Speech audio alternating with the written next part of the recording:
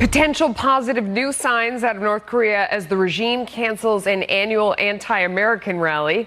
This as we learn that the Trump administration is reportedly getting ready to present the regime with a specific timeline on denuclearization. For more on this, we go to Lieutenant Colonel Daniel Davis. He's a senior fellow at Defense Priorities and a former U.S. advisor to the South Korean Army. Sir, thank you for joining us. What do you make of where we are right now?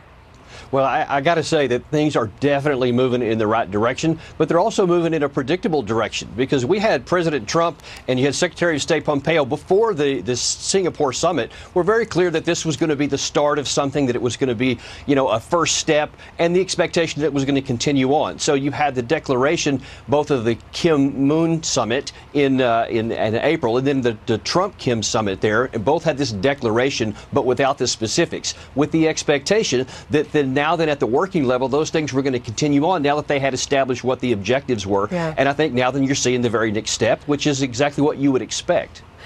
General Keane said earlier on this network that the next step specifically would be outlining exactly where all of their nuclear weapons and anything they would use to make them or facilitate them, as well as their ballistic missiles, just a map of where all those things are across the country. How would we know that that list is complete, though?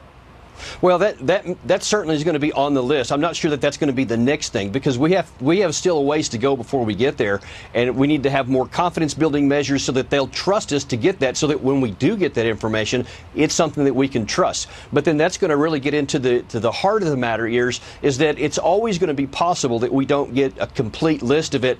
But that's one of the reasons why President Trump is so wise to focus on deterrence and diplomacy concurrently the whole way through. In the case that they don't do what they say they're going to do, our security is never at risk because we always have that military, nuclear and conventional deterrent to convince Kim that is what he's supposed to do, and that he can get the benefit from that. So if he stands firm, but you say you were also supposed to build confidence before then, how do you do that without softening your firm stance? You don't soften your firm stance at all. It's a concurrent thing. It's back and forth. And that's the way negotiations go. We have to expect that this is going to take a long time, but we see many concrete evidences that this is moving in the right direction. And it's not just with the United States. Last week, you saw President Moon in Russia actually speaking for the first time in history before the Russian Duma and one of the outcomes was that they have a $35 billion Trans-Siberian Railroad deal that goes through Pyongyang into Seoul.